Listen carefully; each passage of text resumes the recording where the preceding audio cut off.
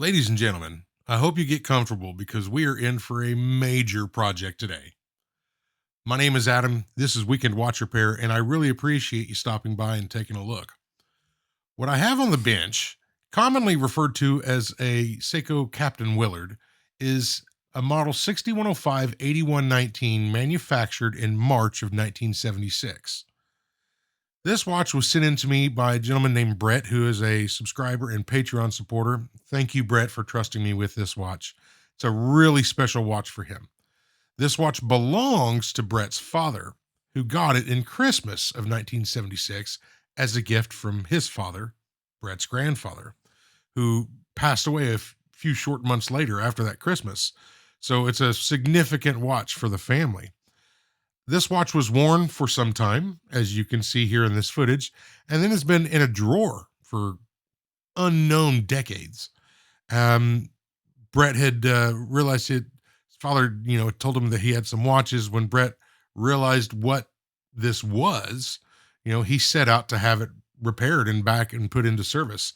And thankfully for me, and maybe unthankfully, considering how much work it took to bring this thing back, he contacted me quite some time ago, and finally his name came up on the list, and here we are. So I have this watch in hand. You can see we're doing some function testing. This watch does have a hack, so you see the second hand stops when the crown is pulled out. Just rotating it around to see where the rollover for the time is. But at first glance, this watch is functioning. It is ticking. We haven't put it on a machine yet or anything. The rollover is just a few minutes past midnight, and that's great. The crown on this does lock it. When you push these in, there's a little nub on the inside of the case where the crown kind of interlocks with that, where you can push it in and twist, and it'll actually lock that crown, keep it from turning. But we'll go ahead and get this watch opened up. So I guess I should explain. This watch took me through quite a journey. It took me about a week longer to service it than I had anticipated. We're going to go ahead and just test the if there's any slop on this rotor bearing. Push on the tip there, and there's really not. It's actually in great shape. There's no wear marks on the bridge plates, which is a common thing you'll see when those things get worn out. That rotor will rub the kind of the outer corners of the bridge, but really no issue there. I was going to put some wind in it here and then put it on the time grapher. But as soon as I put the wind in it, I was kind of moving it over to the time grapher and the watch briefly stopped. And so what you see in this footage here is me trying to, recreate that, which I was kind of I wasn't able to do, but I kind of had the watch at an angle and I saw the balance slow down and stop for a second. And then as soon as I turned the watch back in a horizontal position, it started working again. So that's interesting and a sign of things to come. So I will preface this video as we get into this. This is going to be a really highly detailed video. I didn't really know how to cut most, really anything out that seemed unnecessary because, there's a lot of repairs, a lot of issues we find. And once I finally have the watch all put together, and as I'm doing it, thinking, okay, we'll just let this thing run in now. It seems to be running. The numbers look good. It took a dive on us. And so towards the end of this video, there's going to be, I really hope you make it that far. There's going to be some footage that's not there, but I'm going to explain kind of what happened. And hopefully I'm able to do it where, the story's still able to be followed. But this watch took us on a serious journey of troubleshooting and diagnosis, and it's quite something. So let's just go ahead and get into this thing to start. We got the rotor removed. I'm going to go ahead and pull out the movement ring. There's a little tension spring on that movement ring that the case back that provides a little bit of tension against the case back. And we'll go ahead and depress the plunger on the setting lever, and we can pull our crown out. And those crowns on these Willard watches and the 62 MAS and things like that can be a nightmare to change that gasket on. They weren't designed to be serviced. They were designed to be just replaced as a unit. But we're going to go ahead and service this and do a little something special for Brett and his father on this watch on that crown gasket. With all that done, we can go ahead and remove this thing from the case. A little tiny bit of moisture's gotten in there. You can see a little bit of marking on the hands, but I mean, we're under macro on your wrist. This thing is just beautiful. That loom looks amazing. Up close, really up close under a microscope, you can see where just age has taken its toll a little bit, but I mean, it's microscopic. This is just phenomenally good dial on a Willard too. And that, I mean, it's from a collector's standpoint, that's this is a significant watch. But more important than that, this is a family heirloom. And so this watch is just, you just don't see these in this kind of shape. So it's just, I'm honored to work on it and actually quite nervous. It's not, this watch, even if it wasn't running at all, this watch is not inexpensive. It's worth a lot to collectors. So, I'm sweating a little bit here, but we're going to go ahead and give this thing the full treatment, and I'll do my best. Gently removing the hands using some plastic just to keep from marking anything up. And we'll go ahead and just let gravity do the work and not take a chance on hurting that dial at all. We'll just tip this over and get the hands off.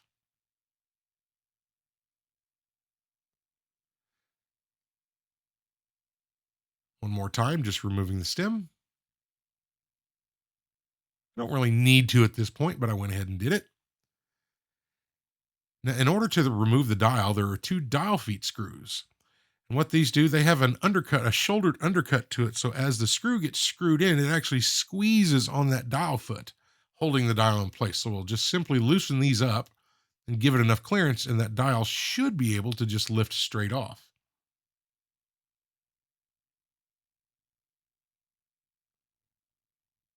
There we go. Now that white ring underneath the dial that you're going to see me kind of mess with a little bit, that is a dial spacer ring. And sometimes they can be a little bit tight. The dial feet kind of provide a bit of side tension on it. So I'll fiddle with it for a moment. But there we go. And thankfully, that one is not broken. That's a common part that will snap, but no issues there. But ladies and gentlemen, take a look at this dial. That is just ridiculous how nice that is. There's you can see a little bit of spotting on the frame around the date window, but my goodness, that's incredible. What we're going to do here, we have this case, and this case is just designed to hold watch dials in hands. So that little plastic ring provides a little bit of tension in there. We'll go ahead and center this up and put the cap on and just put this 10 feet away on a different table so I don't touch it. I don't mess with it. Don't take any chances on hurting this thing until we're ready for it in reassembly. But here we go, folks. Here's the time grapher shot, and as you can see, yikes. I don't trust that amplitude. Yeah, that amplitude, I don't trust that for a single moment. That's not even remotely close to what it is. We'll do a close-up shot under the microscope. But the reason it's reading an amplitude as high as it is because it's so low, the machine doesn't know how to interpret it. But obviously, this thing hasn't been serviced in a really long time, running really slow, beat errors. It's 6 milliseconds. But take a look at that, and you can see that impulse jewel turning back and forth. And that degree in amplitude is the degree of rotation in each direction from dead center. So if you look at that, you may see 180 degrees rotation there. We'll cut that in half because the impulse center point is dead center. So amplitude may be around the 100 or even lower 90 degree, but definitely not 150 or 270 or 220 or whatever it said. Not even close. And it's just, you don't get accurate readings when it's so incredibly low. Another thing I notice, if you see there, see how wobbly that balance wheel was? That's something we're going to have to address. But in the meantime, let's just go ahead and get it removed.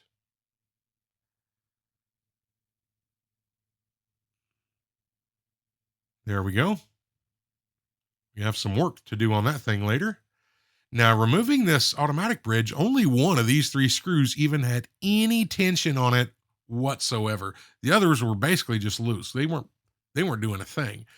And that's going to be a sign of things to come. There's a lot of problems we're going to find in this watch that are seemingly, individual repairs.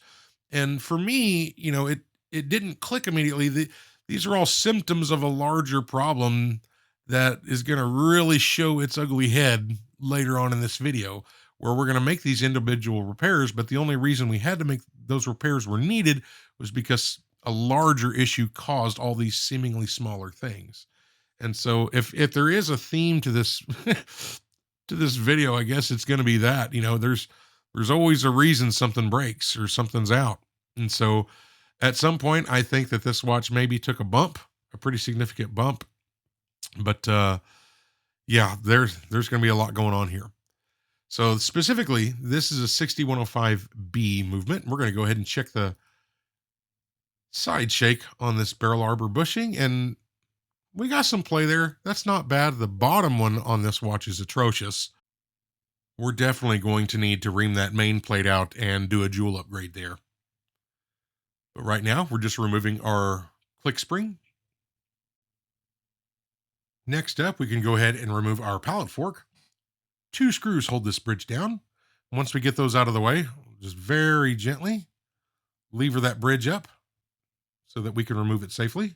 But when we do, you'll see that the pallet fork decides to stick in that jewel, which isn't necessarily uncommon on a watch with an unknown or lack of service in its history. Acting Science Officer. Destruct Sequence 3. Code 1B. 2B. 3. Destruct sequence completed and engaged. Awaiting final code for 1 minute countdown. Code 0, 0, 0. Destruct. A little obligatory TV background noise. Seem to be doing that now in the last video or two, but digital high five to anybody who can name the specific TV show or movie that came from. But for those of you who've heard it in the previous videos, it's not very difficult to guess what franchise that's from.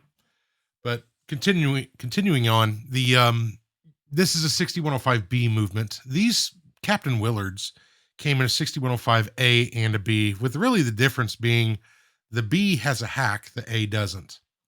But if you're unfamiliar with the story on Captain Willards and why they're so, coveted by collectors, and again, this in here isn't, being brought back because it's a collector's piece. It's being brought back because it's a family heirloom.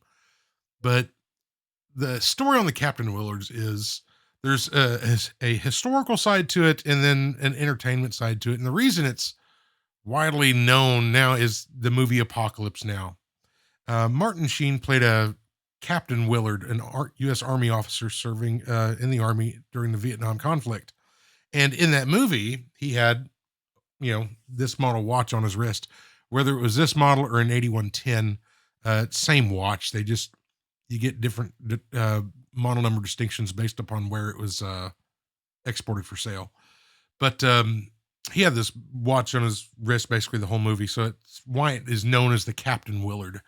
But kind of the history on this watch was during the Vietnam conflict, the watches that were issued to the soldiers, a lot of them had a really difficult time in the climate in Vietnam. And you would see they wouldn't run well. They'd get water inside. The very humid environment, and they just weren't dependable. So in the PX stores, Seiko really tried to stock those, put a lot of stock in those PX stores, and they sold a bunch of these dive watches. They were sealed up tight. They're built like a tank, solid movements, and they withstood that environment. And they were really popular among service members.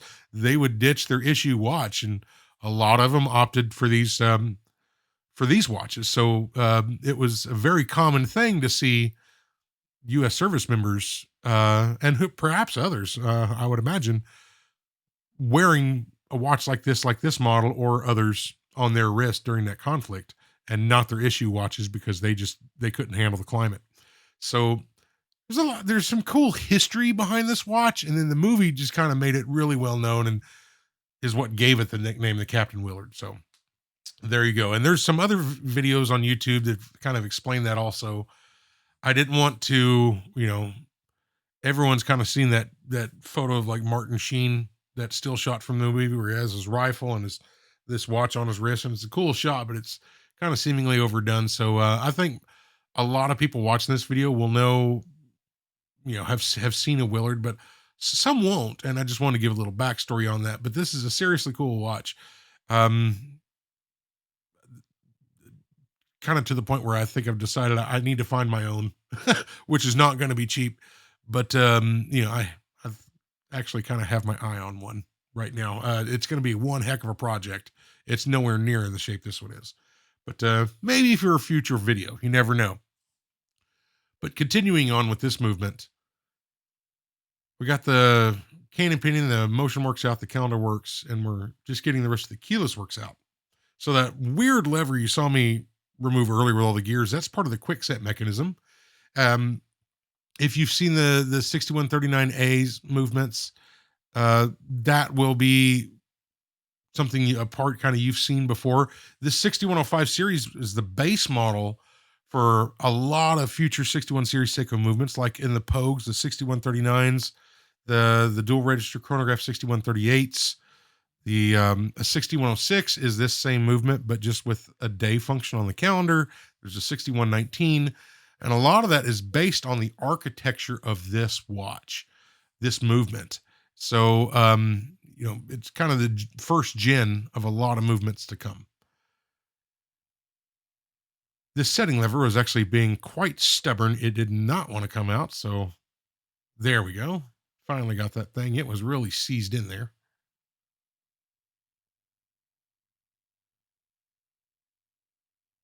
Now we're just going to flip this thing over. Sorry, I'm a bit off camera there for a second.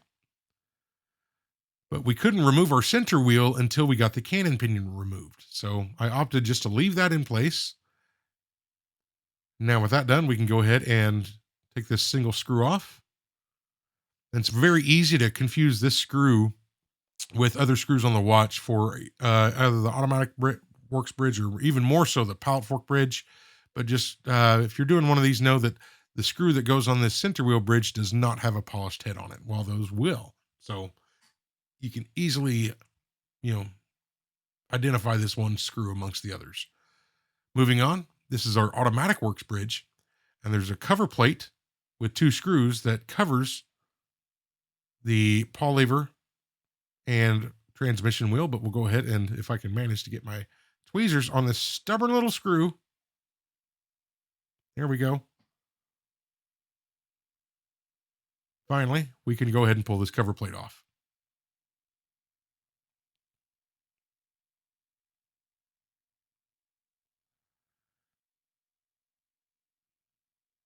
Transmission wheel and pawl lever kind of came out as a part, but we'll go ahead and just very, very, very gently separate those. There we go. The side teeth on that transmission wheel are extremely fine, but we're in good shape. You can, on a watch that's seen a lot of wear over the decades, you will really see the teeth chewed up on those. And quite often, they could do with a replacement, but that one was in great shape. Barrel disassembly comes, and our arbor decided to come out with the lid. Go ahead and pop that out.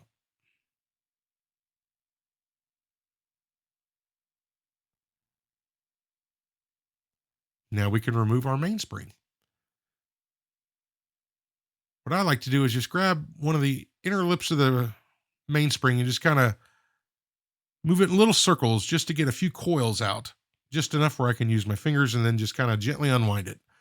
And may not be necessary for everyone, but if you're doing this, I like to take everything off my bench in the immediate area in case that spring slips or something. I don't want it to hit parts and parts go flying.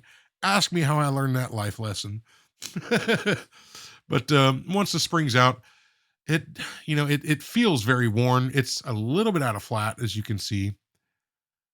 That could be adjusted, but talking with Brett, this thing is going to get a new mainspring. So, and the plan was we're going to go ahead and put an upgraded mainspring in it and do the third wheel jewel upgrade. That was discussed prior to even disassembling the watch. If you've seen the Blue Pogue video we did, I've done several more of those upgrades off camera, and they've all they're running like champs. On this main plate, Yeah, that jewel's actually set down quite deep. My pegwood's not even touching it, but you can see all this gunk that's just on this main plate. And the reason I'm showing this, I wanted to show you before pre-cleaning on this, on these bridge plates. And a lot of times I'll show you that after pre-cleaning, but I wanted to show you the condition. It might be different to see what it looks like before we do that. Ooh, there's that lower barrel arbor port. Pretty awful. That center wheel jewel, man, that's just a bunch of old dried up grease and that factory black grease Seiko used, but that's doing nothing but slowing things down. None of the jewels are cracked or anything, which is a good sight to see. And some of them don't even look to be in too bad a shape. But moving on to the train of wheels, we'll start out with the escape wheel. And this is all I haven't touched these wheels, so the dirt you see or whatever is exactly how it came out of the watch. But those shots are the escape wheel. We'll move on to the fourth wheel. And that one doesn't look bad at all, really. No major issues.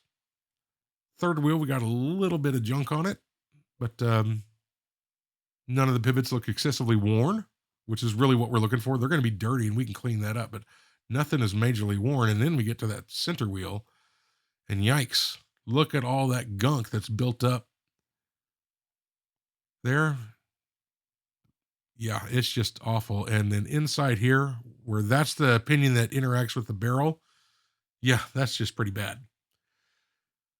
But the pre-cleaning routine, we're going to show you the main plate, and a lot of the parts get this same treatment. I don't obviously do this with wheels and stuff. It's a different cleaning routine, but we'll peg wood and try to break up a lot of that, dried up lubricant and whatnot.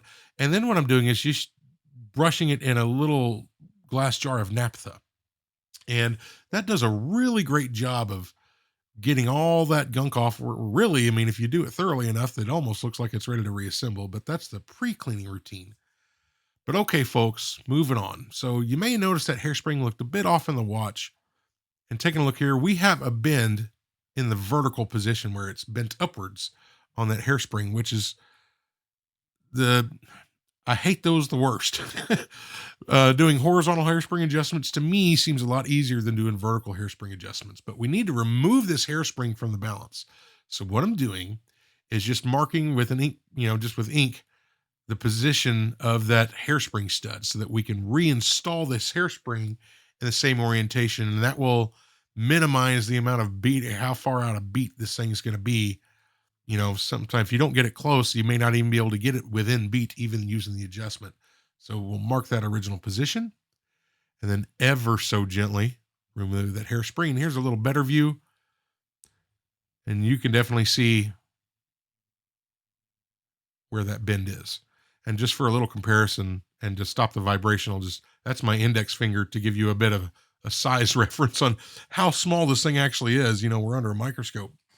So in order to correct this on a vertical bend, you find the spot where it begins to bend, and then you go backwards on the coil 180 degrees.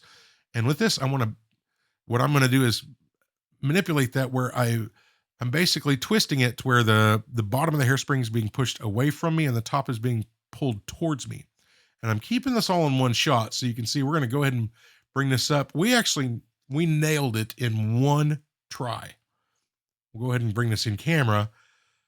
That's absolute pure luck. That's not skill. That's pure luck.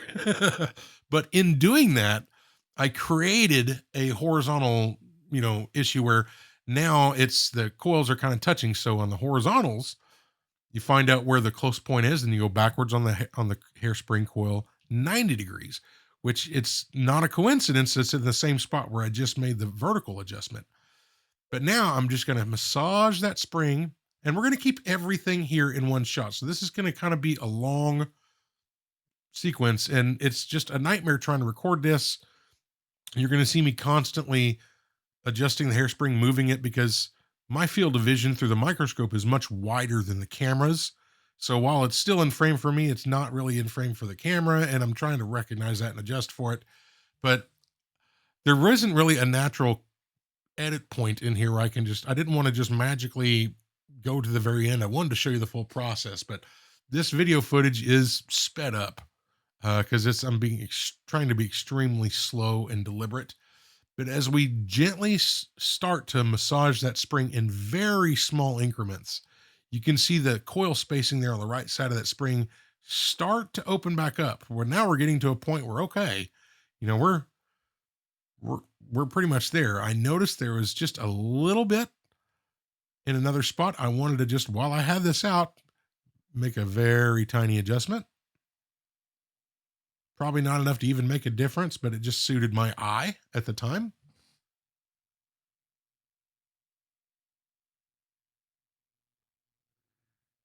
And now what we notice is that the terminal curve could use some work too. It's a little bit closer on this end with the arrow than it is at the other end.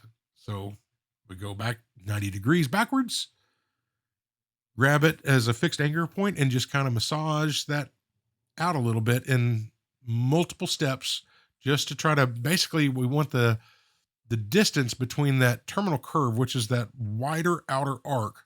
That's where the regulating pins are going to, that's where the hairspring is going to contact that. I overshot it there.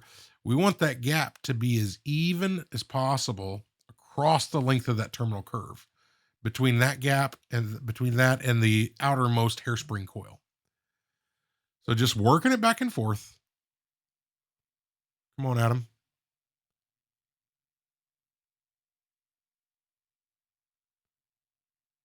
It's really easy to overshoot it, but you know, again, with patience, even if I screw it up, it is fixable. But pretty darn close. So now what we're looking at, the travel on the hairspring coil, we want that center hairspring collet to be dead center over the center of that bridge where that jewel is.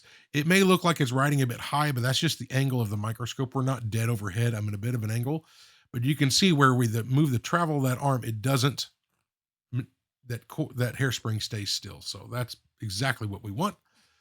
Moving forward, this is a lyre style truing caliper. And we're using it to see how out of flat that balance wheel is. They call it a lyre style because it's the, like that harp shaped instrument, the lyre. It's shaped like that. So that's kind of the name these were given. But again, this is going to be a really long montage. There's no natural stopping point. But what we're going to do is we're going to use this tool to see kind of where the high spot is and make these microscopic little adjustments. There is a tool that's kind of a clamp you can use, a wrench, basically, you can wrench onto the rim of the barrel or rim of the balance wheel. I don't have one of those, but you can just as easily use a soft pair of tweezers, and just make microscopic adjustments. What makes this truing caliper, there's multiple kinds. This lyre style truing caliper, where the pivots sit in there, there's actually jewels, just like a balance. So this thing is not sitting on the tip of the pivots inside there. It's actually sitting on the shoulder of the pivots, which makes it much more sturdy. And so we're not going to break anything by making these small adjustments. But the reason I left this whole footage in there again is I want to make sure and just explain that, you know, it's a slow process. Over time, 10, 15 minutes of making these very, very tiny adjustments. I think I make like 24 or 25 of them until we get to a point where I'm happy with it. But it's not a quick process. And I just didn't want to magically say, oh, here it is in the caliper, and edit the video, and then magically 5 seconds later, the balance is true. It takes a lot of time to do this work correctly. But in the end, and if you watch how this balance spins after, I think I'll make one more adjustment here. Just a little one. If you compare how freely this balance spins, take a look at that balance now and see, it's flat, but see how much more it spins and how true it is. The other one stops very abruptly. This one here is spinning a lot more freely. So I'm very, very pleased with that. And I think we're going to go, no need to change this balance wheel. I think we've got it repaired. However, we want to check its poise. So what you're seeing here is a poising tool. I've never shown this tool on the channel before. This one here is extremely old. But those rails it's riding on are rubies, just like the jewel in the watch. They're very sharp and very flat. So you rest the pivots on that and you let gravity, you'll see where that balance wheel stops as you gently turn it. I'm turning it with one hair of a paintbrush. And if it has a heavy spot, it'll just like you balance anything, the heavy point will go straight to the bottom. So what I like to do is watch the impulse jewel, and it stops in different positions. When it comes to a dead stop, that balance wheel is basically, you know, poised good enough to my ability. There's static poising, there's dynamic poising, there's all kinds of stuff. But, for this watch, this is probably as good as it was when it left the factory. But we'll go ahead and we put our hairspring back on, trying to get that hairspring stud lined up to as close to where it was before. And we'll go ahead, and I'm using a bit of an oversized stake, but it still just touches the collet. Just with hand pressure, pushing that back down into place. So now it's time to do a jewel upgrade on this watch. So what we're going to do is we have this Sights jeweling tool. This tool's older than I am, and I'm not young. But we put a special stump in there that is exactly 6 millimeters wide in its outside diameter, so it fits perfectly in this little groove on the rear side of the main plate. And what we're going to do, we need to ream this out to 1.59 millimeters. And we don't want to ream it out just in bulk, because right now it's just barely over 1 millimeter wide. So we're going to do it in stages, and that's 3-in-1 oil you see on those reamers. But we're just going to bump it up one level at a time until we get to 1.59. That way that jewel that's 1.6 millimeters in diameter will fit in there just via tension. 1/10 of a millimeter is really the only the friction that it is held in by. That's more than plenty. But once we got the reaming done, we'll go ahead and deburr the hole. And most of the time, you want to do it to both sides, but the shape of this main plate on the reverse side, is you'll see when you're pressing the jewel, does not allow you to ream it. So you can see that ridge, it's around half of that jewel entry. So it's not the end of the world, but we didn't ream out that side because you really can't. But pressing that jewel, I have a very small stump on the other side that is going to allow us to, we want this, I'm trying to get this flush with the other side of that plate, with the rear side of the main plate. There we go. That deburr makes it look like it's sitting lower, but it's not. It's level. The upper one, we're just simply going to press out this steel bushing that's in this main plate. That plate is made of brass. It's a plated brass, but that bushing is steel. So we'll remove that, and we can go ahead and press in our jewel.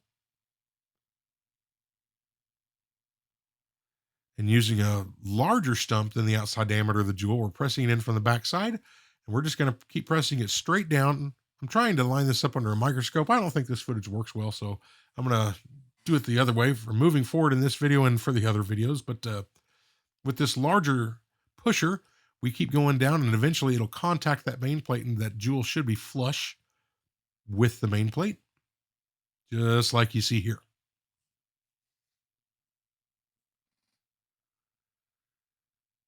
Once it's reassembled, I'm just testing in shake. And that may be barely more than what I would like to see. I'm going to tighten that up ever so. That would probably work fine the way it is. I'm going to tighten that up just ever so slightly though. But moving on, and that's just done by adjusting the height of those jewels. In shake on the center wheel. Remember, we saw that jewel on the main plate was low. And I didn't like how much that was excessive in shake, in my opinion, for the center wheel. So what I'm doing is I'm pressing that jewel in from the other side, and the smaller stump, I want to get that jewel level with the main plate, because you can see that ridge that's machined to the main plate. I want it level with that. And let's go ahead and see where the in shake for that center wheel sits now that we made that adjustment. There's a lot less slop in there, but still enough to allow free movement. So I'm liking that. Next up, the third wheel, the bushings for the third wheel and the fourth wheel on the bridge are bushings, not jewels. And we had already talked about changing out the third wheel bushing anyway to a jewel because of the mainspring upgrade. But both of these, you can see that's not dirt. That is damage to the bushing. So both of these, by a matter of service, need to be swapped out. So it's the same process. We're just going to simply press this out and put the new one in. Now, these jewels are a bit different from the barrel jewels, where one side is perfectly flat, the other one has a significant, it's an oil sink, but the sides are very different from one another. Where on the source I use for the barrel bushings, they machine a very slight oil sink basically in both sides. But on these are directional, so you have to make sure they're mounted the correct way. And you want the flat side of these jewels to be facing towards the wheel, and the side with the oil sink on it to be facing outwards. That way, when you oil the jewel, it kind of acts as a funnel, right? And kind of collects the oil, and it's an oil sink. But one more time, same process. We just did the fourth wheel. Now we're going to go ahead and press out the bushing for the third wheel.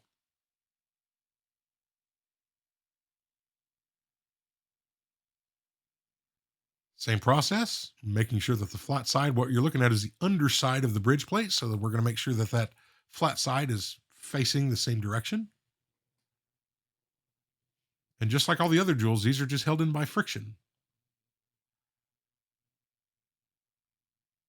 Pressing it down with a larger pusher. That way, when the pusher reaches the main plate, that jewel should, if everything goes to plan, be flush with the backside. And then we just check in. I've just adjusted them ever so slightly. You can see the in-shake on the third wheel. We'll check it on the fourth wheel. And these jewels are just barely, ever so barely taller than the bushings. And you can see it's sticking up above the bridge plate just ever so slightly. That shouldn't be an issue, although keep watching the video. Here, I don't like how this, the bridge isn't spinning, granted, but I'm also trying to give it the benefit of the doubt because, we haven't cleaned anything yet. None of this has been through the cleaners or anything, so it's not going to spin as good as it could. But that should be clue number 2 of a larger underlying issue that I overlooked at the time because I hadn't cleaned it yet. In-shake on the pallet fork was good, and I'm just checking the engagement of the escape wheel to the exit stone on the pallet fork, seeing where it's going to hit, and that looks to be perfect. So for now, ladies and gentlemen, repairs have been made to the best of our ability. We have our parts laid out. We can go ahead and get this thing into the cleaners. So I don't always put screws in with the movements. A lot of times, if I don't know the movement well enough in case I misplace or get screws, mixed in with one another, there's ways to sort it out. Sometimes it's a nightmare. I'm very comfortable with these Seiko movements, so I just kind of throw the screws in with them at this point, unless it's a brand new one. But if I don't have them in there, and if you don't see them in these videos, just know I generally clean those by hand, but I keep them organized so I know what part they go to. It's probably a system that's a bit overkill, but it's something I kind of started doing when I was first doing watch repair, and I just kind of continued doing it, and it's very safe. So you can see the balance wheel and the pallet fork and that yoke spring. I'm going to clean those separately. The yoke spring can get caught in that little mesh, and if another part hits it, I can deform a spring or something. So there's no point in risking damaging it. It's really easy to clean. But my machine, we have this Elma machine, which has 1 wash cycle, 3 rinse cycles, and a drying cycle. And I take this opportunity in every video, and I really do mean it, to say thank you to the Patreon supporters of this channel. It just flat out doesn't work without you. It's not sustainable for me without your support. And I want you to know that I really mean it. I'm really grateful, and I thank you so much. And we had a lot of growth on the Patreon side, both, financially contributing members and free members. And there's a lot of content on there for free members, but not everyone can chip in, and throw support in a monetary sense. And I totally get that. But I want you to know I appreciate both of y'all for doing that, and just for even going over there and joining. I try to throw up a lot of content for everybody. Patreon members get access to ad-free videos, and we get a thank you packet in the mail and stuff like that. And I try to, if they reach out with questions, I do my best to help out when I can. But thank you again. Moving on to case disassembly, we got the bezel removed, and this inner ring, the bezel doesn't hold the crystal down or anything. This inner ring does. So we'll go ahead and get that off. I went ahead and I heard it kind of pop loose like they do, but it wasn't enough apparently. So you can see there's a tiny bit of gap there which started to come off, but not enough. And I quickly realized that I need to do it a bit more, but it doesn't take much. There it goes.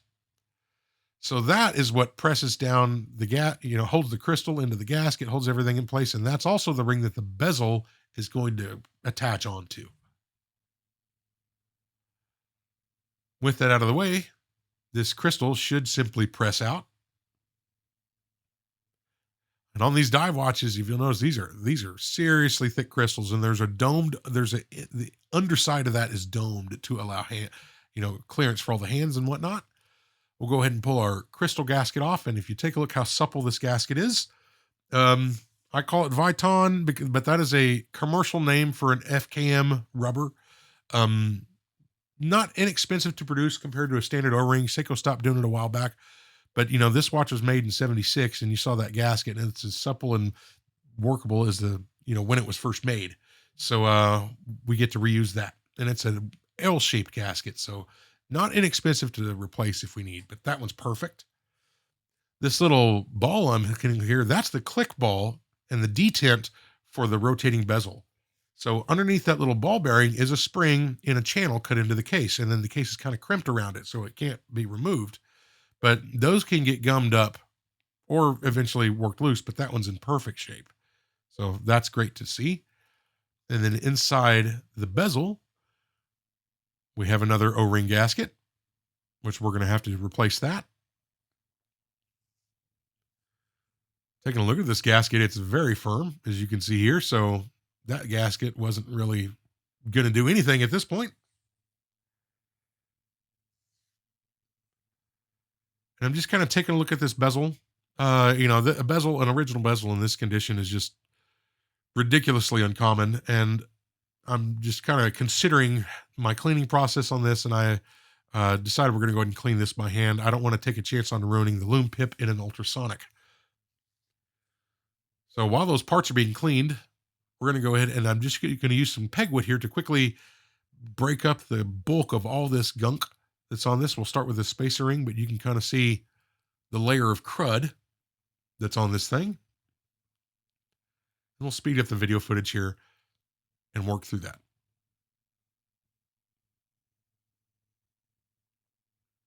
Probably could have cut some of this out in hindsight. But the case is basically the same thing. There's always a layer of crud where two parts meet. You can see also in there in the channel where the crown goes, there's a bunch of stuff in there. But I'm just breaking up a bunch of this loose stuff all the way around. We won't show the whole process, obviously, but using pegwood just so we don't scratch anything. But trying to break up all this stuff, and you can see the accumulation of dirt on the bench as we work through this thing. It's quite a bit.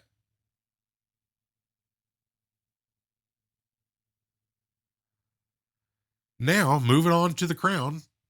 At first, I saw this rear washer, and I thought, oh, great, that's rust, and it's just stuff. So, okay, we can deal with that. But that gasket is retaining the washer, and that washer, or that gasket is, I'm just testing it here. That thing's hard as a rock. But that washer sits inside a groove that it's not designed to be removed, and there's also some thread locker on this crown. So I'm just very gently testing it, and that does not want to come off. So off camera, I apply a little bit of heat, and yep, still hot, but it breaks down that thread locker, and we can remove our crown safely.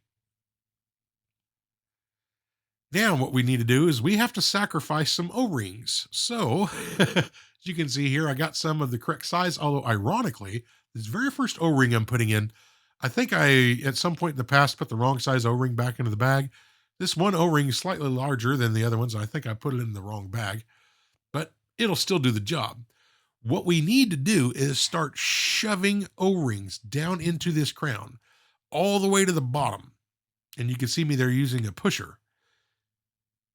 And what we're going to do is we're going to start pushing O-rings down and down and down and down into this watch. See, there's the correct size.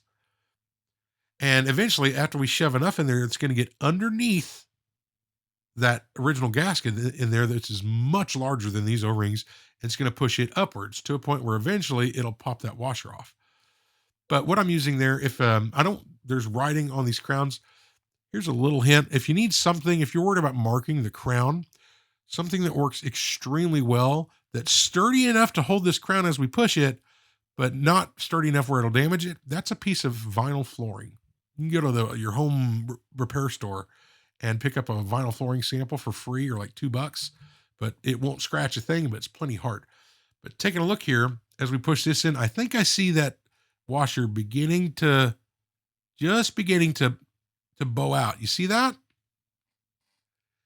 It didn't pop out on this one, but it's just starting to get there. So before we put in the next one, you can see the nest of of gaskets that we have in there. Next one, this is the very next gasket. I put a smaller size stump in there as we move forward to give it a little bit more room inside to squeeze more gaskets in. But check this out. If this doesn't satisfy OCD, I don't know what will. Jackpot. That's exactly what we're looking for. It kind of breaks that lip. It bends up just the hair of that lip on there, but it domes that washer where it reduces the outside diameter enough where we can get it out. So I'm just gently kind of pulling it out. There's a lip on the inside rim of that crown, but there we go. Removed. That's only half the battle on these. But you can see that factory gasket in there, that larger O-ring, that's sitting at the very top. All those smaller O-rings are beneath it, and we're pushing that upwards. As we drove those gaskets down, they would kind of spread out and then start to lift upwards. But bear with me here. I've got this little hook. That gasket is stubborn. My goodness, it's stubborn. So I have to fiddle with it here in a minute, but finally, there we go, I think. Yes. There's the original crown gasket. You can see how much larger that is. And now if I kind of bring my brass tweezers over here, a gasket should be supple. That thing's bending my tweezers. That thing is rock hard, so that's not sealing anything. There's also another metal ring inside this crown towards the bottom. So as we fish out all these old O-rings, there's also a base for the inside of this crown that we need to fish out. But there we go. And that is kind of coned on one end. And so that coned end of that base goes in first when you reassemble it. And then the flat side should face the back of, face the watchmaker as they're putting it together. But this time we had to sacrifice 10 gaskets to get the one gasket out, but there is a Willard crown disassembled. We're going to take all these pieces, including the stem, load these into a little mesh basket.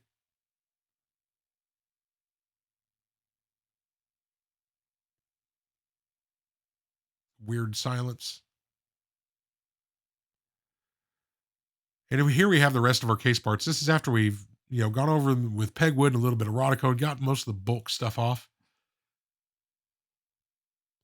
Again, with the bezel, we're going to clean that by hand. So that will not go into the ultrasonic, but let's see what this thing has in store for us today.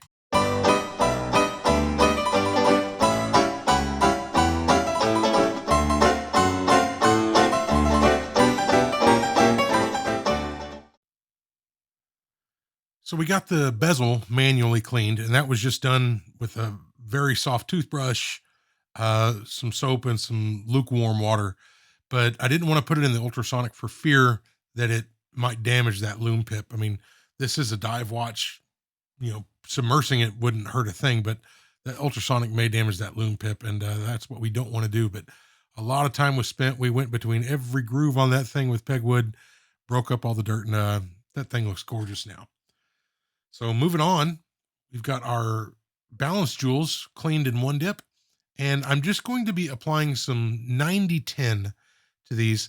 And a couple of people have asked, they're like, Adam, do you not use your automatic oilers anymore? And sometimes I do, but sometimes I don't. But when I don't, I like to use my smallest oiler, and the oil I get from that smallest oiler, I have to do multiple trips. But if I use a larger oiler, I tend to make a mess of it. So I can be a bit more precise with this, although it does take me slightly longer to accomplish the task, but there we go. So if we flip this over, what I'm looking for is that very visible on this one, thankfully, nice ring of oil right there in the middle. So the bridge, or the balance bridge, we screwed into the main plate during cleaning, but the balance wheel and all that was cleaned through one dip. So we're going to reassemble this. turn our regulating pin back to where it belongs. And we'll also need to tighten up that hairspring stud screw. But we'll just show one of the two jewels. This exact same work will be done on both sides of the watch, getting these balance jewels back in. So we get that seated into place, and now we can go ahead and reattach our die shock spring.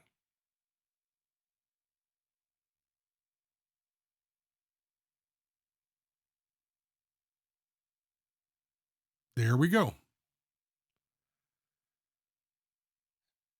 And I'm sorry I didn't show the process, but just level the hairspring stud, tighten that hairspring stud screw, and just checking flatness. So now I want to just check free running. So a little test I like to do is just make sure the balance wheel spins for at least 30 seconds. I didn't even get a really strong puff of air on it, but we'll just time this thing out. And if it gets past 30 seconds, I'm pleased. And we're still running. It'll slow down a little bit, but we're still running there. So that's looking good. And moving on, we are applying some braking grease to the inside wall of the mainspring barrel. And I do that in a few spots equally spaced all the way around and then kind of flatten it out a little bit. And here is our new mainspring. Sometimes these can be an interesting journey getting in, but I like to start by getting it flat with the washer and then making sure that the side with the bridle goes in first, and then just making sure that spring is worked in all the way around. And anytime you see that red lubricant, that is HP 1300. That's just a dye they put in it to make it visible. And I've used the clear stuff forever, and I like the red just because it kind of lets me know if I'm over oiling or something. And well, it lets you know too. But the arbor goes into place, and we need a little bit more on the secondary ledge of the arbor where the lid is going to rotate around, making sure it gets on the wall and it'll roll down and get on the bottom side of that lip. Barrel lid goes on next. And that mark on there was non-removable, but for those of y'all who requested it, there's the obligatory click when that barrel lid goes into place. Now we can start putting this thing together. So I'm going to go ahead and pre-lubricate the lower portion of this center wheel, again with the HP 1300. I just find that it's a bit easier to lubricate it this way because I'm, probably not the best at the jewel on the other side of the movement for that does not have an oil sink on it, so it can be a bit messy, although you can oil it from the other side. I just like doing it that way. And same thing with the top post for that center wheel.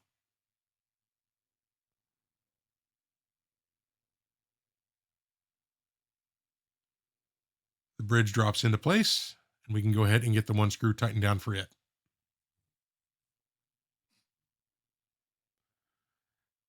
Next up is the escape wheel. I'm just trying to be very careful as we put that in. I don't know if you remember when we pulled that out, that escape wheel was really stuck in there. But before we put the rest of the wheel train in, we need to get our hack in because that sits below the wheels.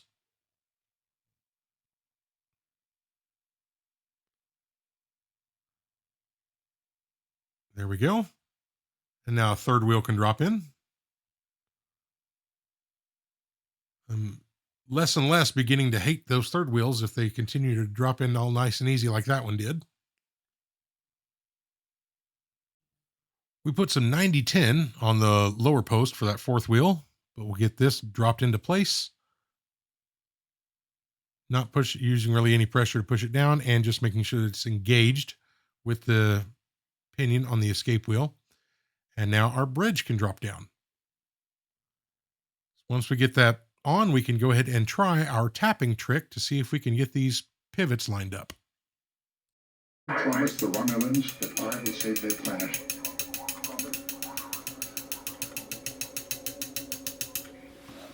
We outfitted our fastest ship.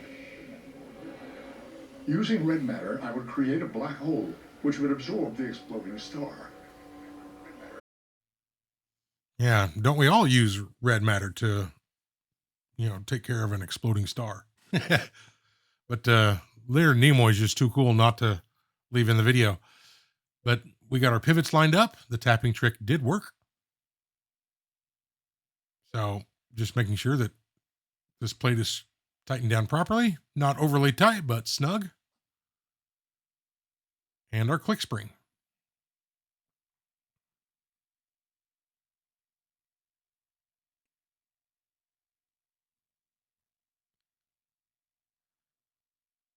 With that done, I just want to oil this upper barrel arbor post before we put the ratchet wheel on. I could have done that before the bridge went on as well, but that way works too. But our ratchet wheel has a square hole cut into it, and that keys with the top part of the barrel arbor.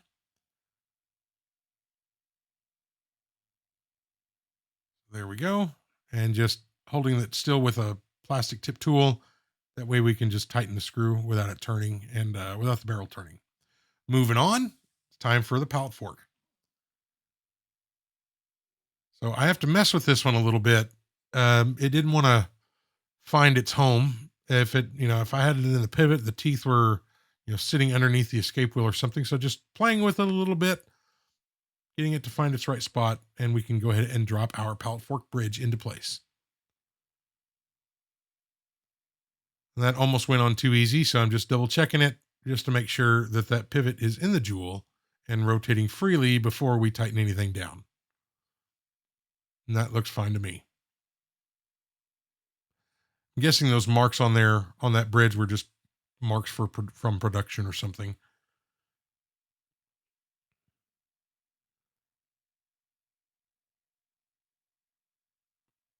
Just making sure that's snug. And now with a little bit of power and the mainspring, we can check the action on this pallet fork. It looks to be unlocking and locking just fine, snapping back in either direction. And that's exactly what we want to see on this thing.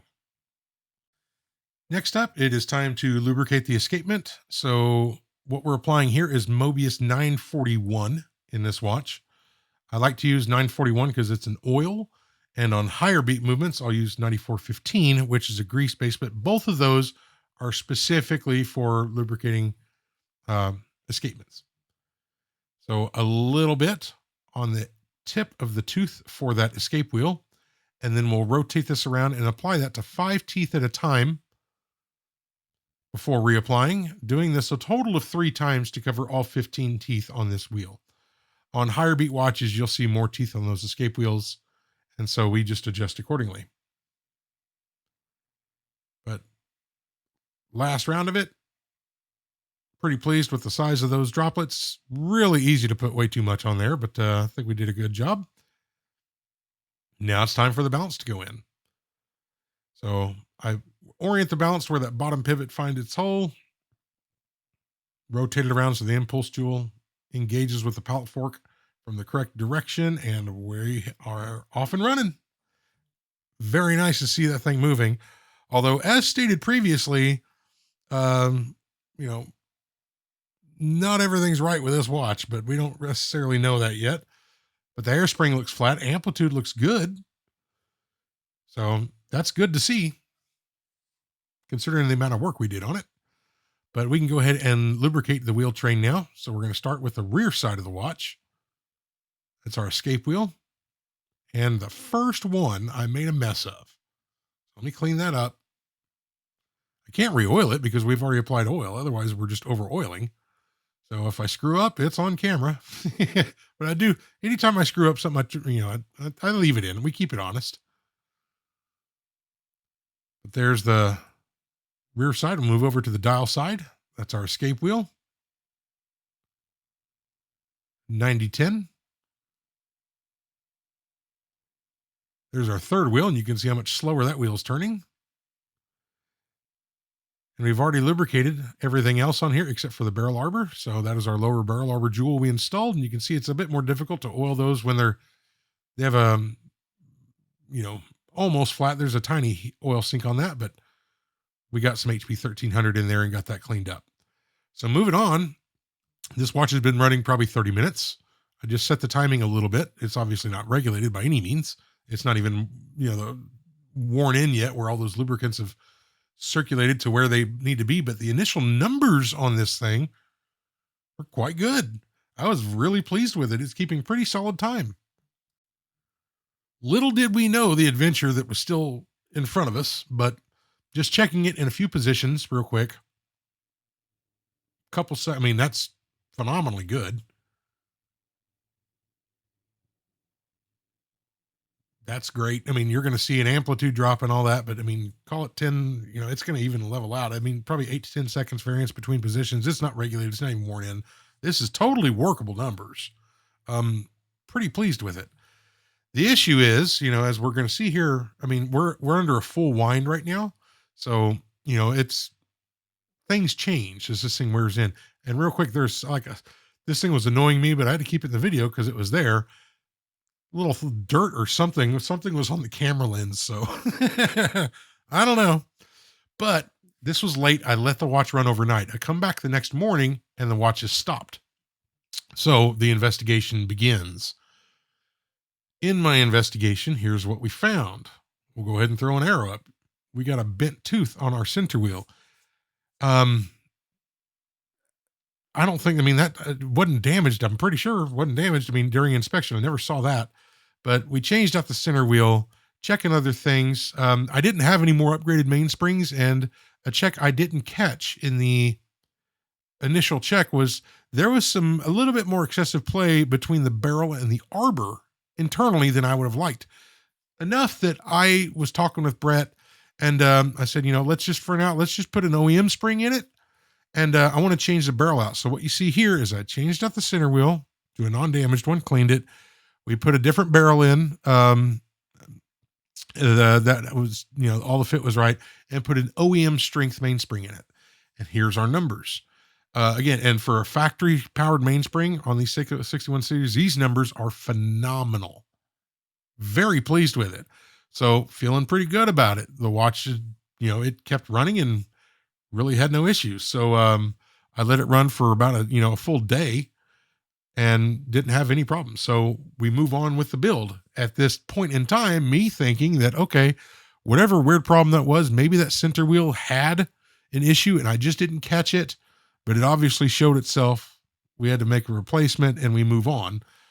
Little did I know that was only a symptom of a larger problem, and the root cause has still not been fixed, and it will come to make itself known here shortly. But we continue on with the build on the dial side of the movement. That sliding clutch goes in, and we just need to make sure that it's straddling that hack that we installed much earlier. Because when you pull the crown out, that thing is going to move the hack, in which case it acts like a lever. When that side turns, that other side on the other end of the hack actually goes and touches the edge of the balance wheel. That's what makes your watch stop. So the hack doesn't work if that sliding clutch isn't straddling that hack lever. We got a few points lubricated here. We're applying some grease to the setting lever where the yoke is going to engage with it. My OCD is getting the better of me, so I'm just trying to make sure it's an even coat all the way around, and then a little bit on the top of the post where the setting lever spring is going to engage. So we had already put some HP 1300 on that post for the yoke as shown earlier. And this is unnecessary considering I already lubricated the setting lever, but again, it's not going to hurt anything. And we clean up all the excess lubrication once we're done. So applying it to the tip of the yoke where it meets up with the setting lever, and a bit on the tip there on that side edge, that's where the yoke spring is going to rest against.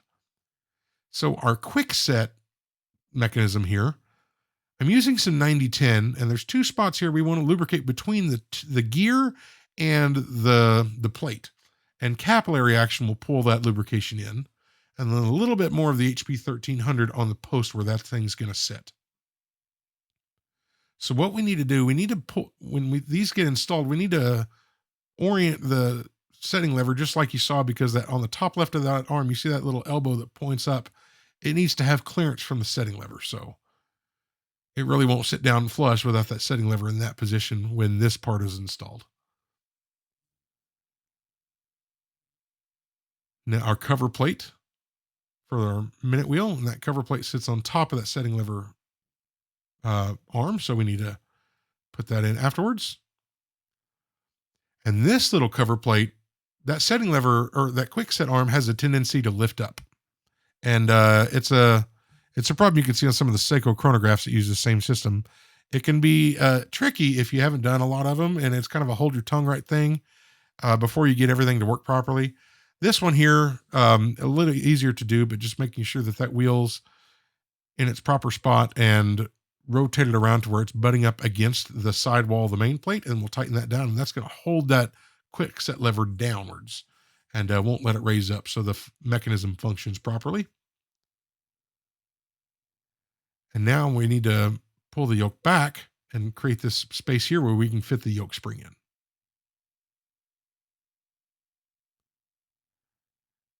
And sometimes, there's two ways of doing it. There's the way I'm showing you here.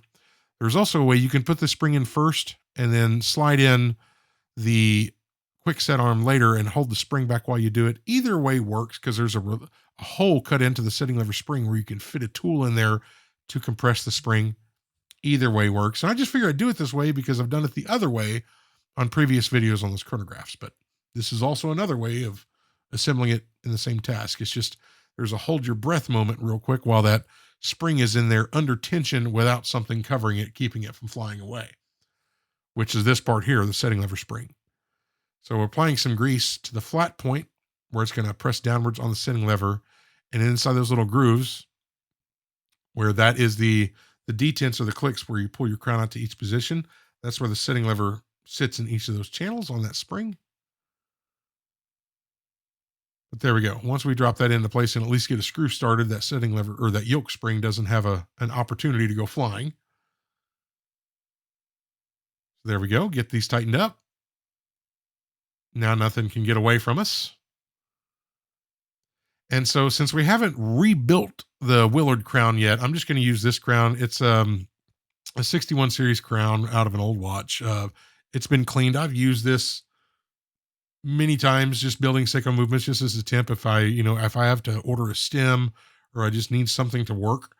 The shapes of these stems internally are the same on these movements. So I just use it for now, just for the purposes of assembly.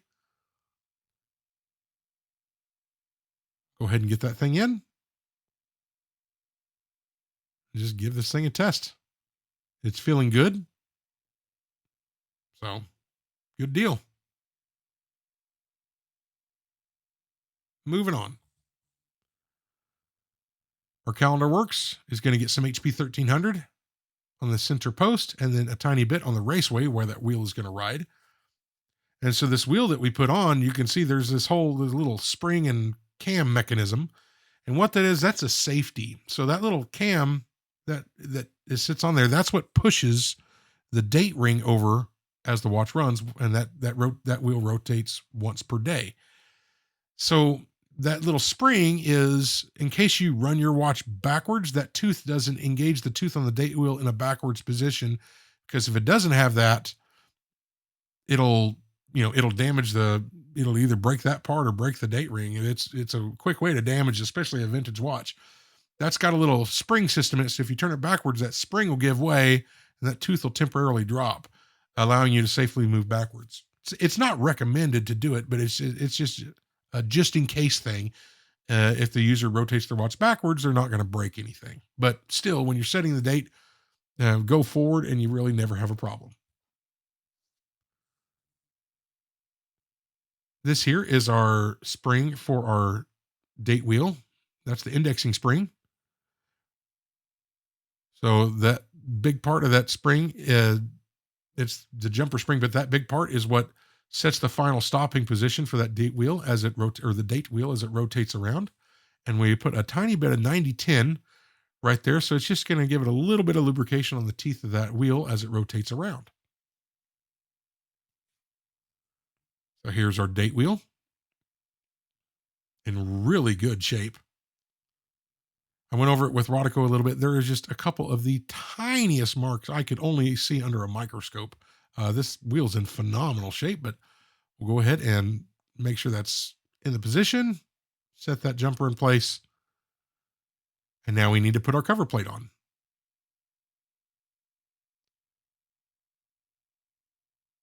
So just make sure we have this cover plate in the correct spot. And that cover plate not only covers all the parts we installed earlier, but it also, that outer lip is at the correct width where it covers the teeth in several, I'd say 60% or 70% of the inner radius of that wheel. And it keeps that wheel from lifting upwards. So it holds that date wheel down. We get those 4 screws tightened. And now we can pull the crown out to the middle position and check the quick set. And it feels beautiful. So no problems there. Although this tiny crown does make it a bit harder to turn than a larger crown would. It feels significantly different when you use the big crown of a Willard to do the same function because you have a lot more leverage. So you don't feel it as much. It just feels silky smooth. But our dial ring goes on, our dial spacer ring and our dial. And we're just going to go ahead and tighten those 2 case clamp screws back up to secure that dial in place. I want to take this opportunity just to blow off anything on the dial, use a bit of Rodico if needed, and just clean up any speck I can find. And time to set the hands. And it's something that I don't get to do very often, but ladies and gentlemen, it's new tool time.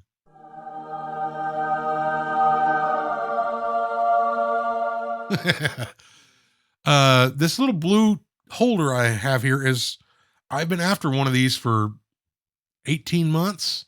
And I got kind of lucky on this one. So this is a Seiko S501 movement holder. It's designed for 6139B and 6138A and B movement. It supports the jewels from the underside while you're setting the hands on those chronographs. This also supports the minute wheel jewel. But the ring built into that also fits any of these 61 series movements. I've used those 3D printed movement holders, and while those do work, and I have done tons of chronographs with those watches, they're 3D printed. The tolerances may vary real quick. New gaskets. I've got a bunch of these new gaskets. Rather than put just a regular rubber gasket back in this thing, we're going to put a Viton style, an FKM gasket. So instead of making the service life of this crown before that rubber gasket goes out, 5 to 10 years, 10 years max, we're going from 5 to 10 years to, potentially decades. So, this crown won't need to be resurfaced. You could throw some silicone grease back in it and call it a day, but that gasket's not going to harden. So it's going to be good. And that took me forever to find the right size gasket in an FKM rubber for these. It's not something that you buy from a watch supply house, but I did my homework over time, and I've got a stock of these now. So really happy about that. You can see how good a seal that thing's going to have inside. Just making sure we don't puncture it or anything. So we need to assemble this crown. And what I'm going to show here is a little bit misleading, but we need to dome the washer a bit further to allow us to put it back in. So it's a domed punch. We're going to put it in this hole, although I would rather have a concave pusher, but I'm going to hammer on this a little bit, and it's going to dome that washer a bit more once I get this thing centered up, which takes me a minute to kind of get this thing centered where I want it. Bear with me. So this sequence here, you see me, and I'm hammering just ever so slightly, just a tiny, tiny bit. For the life of me, I don't do these often enough to really remember how much hammering it takes to adjust, to bend those out. So I do it in little increments, and then putting I get it bent enough. I drop the washer in, but that's a 2-handed job. There's no way I can get a camera in there. So you saw me hammering that washer back flat. So once we have it in, I just put the crown on, and you can feel the pressure. You can feel how well it's sealing, and I'm just making sure that everything feels right on there. I'm not locking the crown in place. You could go in a bit further, but that feels exactly like it should. So now we'll go ahead and put that on there. That was just some old moisture markings and surface rust that was on that stem. It cleaned up, but there's a little discoloration there. But that's clean. We have some thread locker back on that stem. So moving on, rebuilt crown. And again, it takes more hammering to dome that washer than I showed. That was just round one. I did it in multiple steps just to make sure that, I didn't overshoot it, but it takes more than what I showed. So I should point that out. So we got our inner bezel in, and then we cleaned our, FKM Viton gasket in IPA. So that's looking beautiful.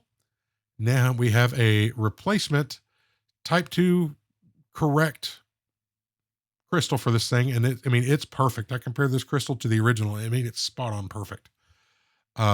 So if in the off chance the person who supplied this crystal, you know who you are. I don't know if you watch the channel. We've talked, but I don't know if you watch the videos, but if you do, thank you for this. I'm going to be getting more of these from you specifically moving forward, but I'm making sure that that crystal is inside the lip on that L-ring gasket all the way around before we press down this ring. It's important and to make sure that we're not pinching down that rubber gasket and that lip is coming up around the outside of that crystal all the way around, which it was. Now we have a die in here that's deep enough that can go around the crystal without touching it and go down to that ring.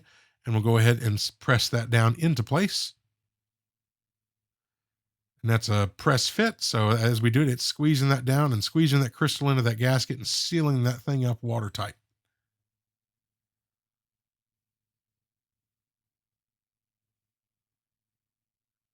Now we need to get our bezel installed, but we need to get this gasket in first. So applying a thin coat of silicone grease to this gasket. And there's a little channel inside the bezel where this goes. So we get that started and just work it around. I've had these where they are just really difficult on certain dive watches to do, but on this one, it's pretty easy actually, as long as you have the right size gasket and just making sure that's all the way in that groove all the way around. That way we don't pinch it or anything when we press the bezel down. And my OCD requires me to line this bezel up, but since there's that ball detent system and the little grooves where that on the underside of it, it honestly doesn't really matter where you mount this bezel on this thing, because it's going to only land in those positions where the ball engages with those cutouts on the underside of it. So, there's really no aligning here. We just need to get it pressed down into place. And there we go. I don't know if you saw it there, but it just kind of popped down into place. I'm just going to give it a little push for good measure, just to make sure it's even all the way around. And this is a bi-directional bezel, so it can rotate in either direction.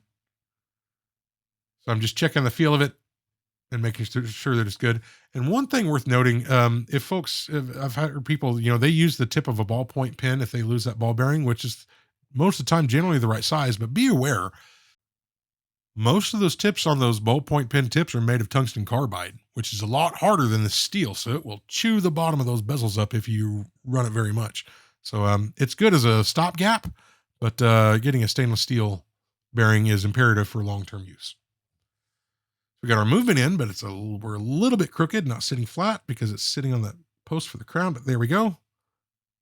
Adjust a little bit, falls right into place. And now we're going to put a very light bit of lubrication on the actual Willard stem, because there's already some inside the parts, but I don't want to put this part in dry. So just a little light coat.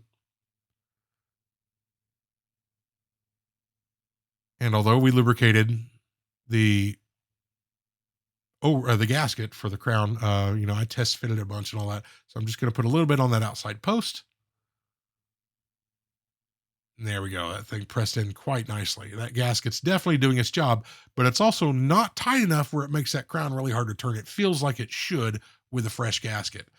And that's what took me so long to find the right size gasket, because that's not sold as a watch gasket, but it's an FKM gasket of the exact right size. Took me forever to find that. I'm pretty proud of it, actually. We could do, Viton upgrades on those Willard crowns to make them, not need to be serviced again in the next 10 years. So a liberal amount of lubrication on this post for the paw lever, but not on the top of that post, because that's going to butt right up to that fourth wheel jewel when it's installed. So it's imperative that the top of that post doesn't get any lubricant on it. The sides and the base do. And I may have kept calling this the transmission wheel earlier. If memory serves, I think the manual actually calls that wheel the reduction wheel or first reduction wheel. So if I did do that, technically I'm wrong, but hopefully you knew what I was talking about when we were disassembling this bridge. But now we got that in, and we can get these two screws tightened up.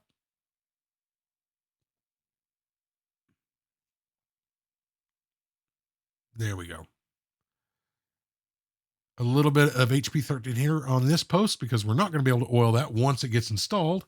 And I'm going to put a dab more on each side of this. That way, when we work this around later, that lubrication will spread around and make that run a bit more smoothly. So the bridge drops into place, and we need to go ahead and just gently turn the mainspring bearer a little bit, and that'll make sure that it's engaged with that reduction wheel. And it'll set down into place. And now I'm making sure that these screws are tightened properly because, again, when we pull this out, only one of those three had any tension on it whatsoever. The other two were honestly just totally loose. It's amazing they didn't come out.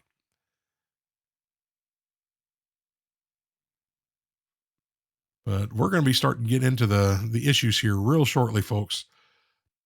A little bit of lubrication for the transmission wheel.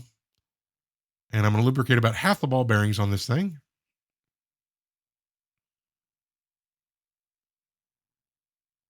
At this point, I'm feeling pretty good, thinking, wow, that's why, because the numbers on this watch have been pretty solid. But again, it's, kind of been on my bench this whole time, where I put it on a full wind and let it run overnight. But on the machine, just so I can walk by the bench and see it running. But you haven't had an issue. We're about to have an issue, folks. So we get this screwed down. And I'm going to go and test and check the winding and check right here. Watch this balance wheel, and you will notice it is stopped. Granted, I stopped the frame, but like that balance stopped. Once I, screwed that thing down, I hadn't done anything to this watch except, screw the bridge place down, screw that down, and it just kind of slowly came to a stop. And I realized it shortly thereafter. This led to a long time of, whole watch came apart. And so what I found was, it only stopped. I could only replicate it when I was screwing that bridge down and screwing the arbor down. So that means that jewel for the paw lever was too close and touching the fourth wheel jewel. And those parts should never touch. And I was thinking, well, that jewel must be set down way too, it's too high. But if I push it down, I lose my end shake that I need. So I have to go and readjust the whole wheel train. It became this whole nightmare. Readjusted the whole watch. And as you can see now, this is a few days later, watch is reassembled back to the point where it was. End shake's good all the way around. We got those jewels seated in deeper, but adjusted everything throughout the wheel train. The watch is running. So I'm pretty pleased. We're not done, folks. And again, I'm sorry, but I'm sorry I didn't have the footage, but hey, you want to watch me take apart the watch again for the second time and reassemble it? Or how do you film hours of just taking parts apart and just testing small things? Haven't figured that one out, but that's why I'm trying to elaborate on the story for you. So at this point, everything's been running good, but it's been on my bench. Started out with a full wind. And so I was talking with Brett. And so as we button this up, Brett had provided, he provided a gorgeous Tropic strap, which we're going to install. But I told him, I said, he's been up to speed this entire time on the issues we've had, what we've had to fix. So he's been updated almost on a daily basis. And I said, okay, what I want to do, and real quick, you'll watch me just kind of QC this movement. Because at the time I'm thinking we might be done, although I do need to, it hadn't been running very long. Regulation adjustments may need to be made. But I told Brett, I said, hey, rather than just, leave it on a winder or something, that's, I want to wear this watch, real world use, let it run, just make sure it's good, and just, give it a field test for a day or two at minimum. And so that's what we're going to do. So we're going to, real quick, that's it. You saw the rollover for the date worked, hack works, quick set works, locking for the crown works. At this point, I'm feeling really good about this watch. Bezel feels excellent. So I'm loving this watch.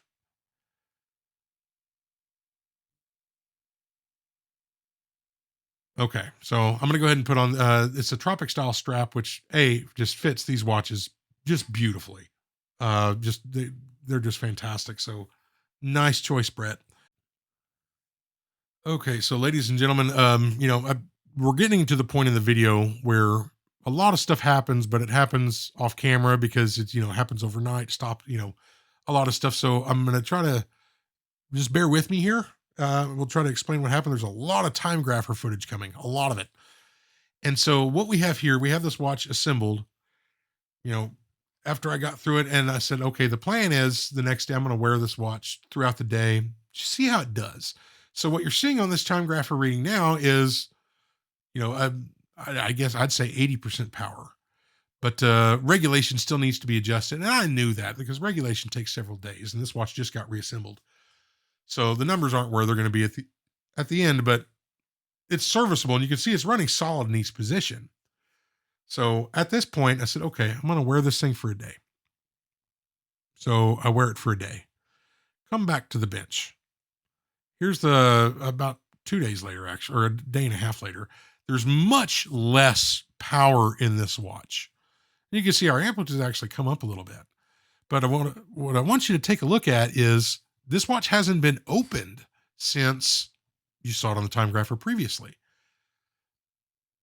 We're going to change positions a little bit, and then I'll put the footage down to normal speed as soon as we get to a vertical position. Which, sorry for the long delay here, folks. I don't know when it's coming. It should be coming any second. Okay, vertical position. Check this out. So yeah, this is happening.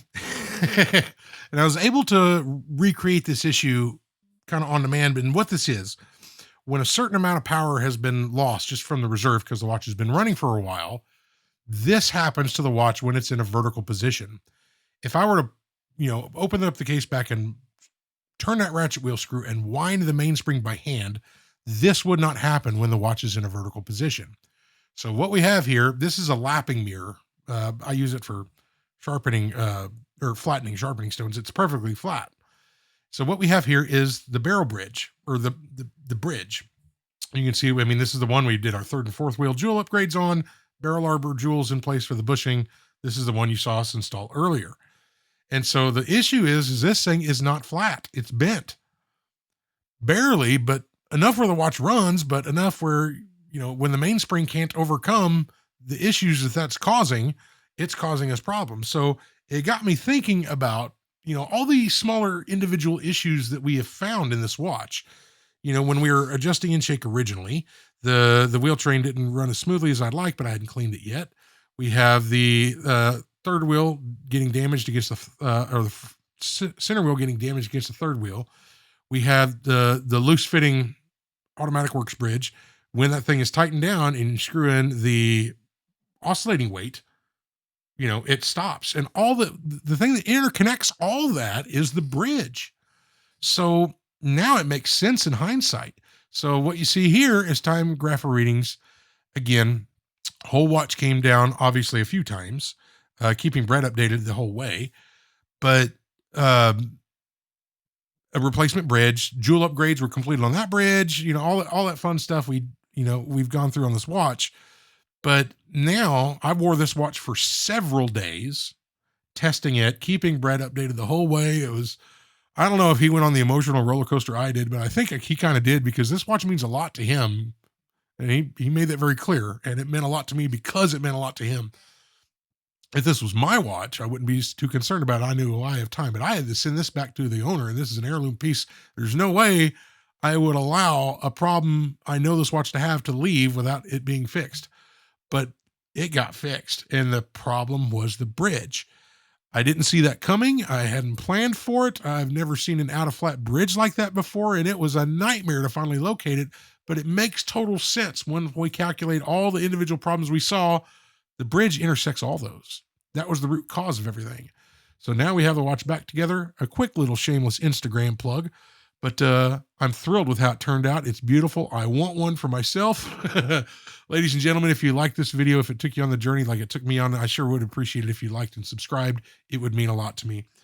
And lastly, I want to call out the new members of the Patreon community who are supporting the channel: Alex, Finn, Anthony, Joe, Gary, Jeff, Lake, Hank, Steve, Todd, Joe, Sean, and Keith.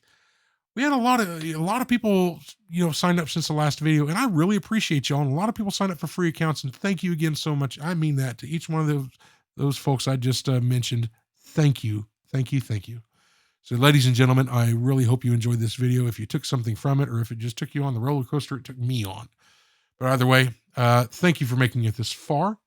I sure hope you enjoyed it one last time. Thanks for watching. Take care of yourselves and each other, and we'll see you on the next one soon. Bye.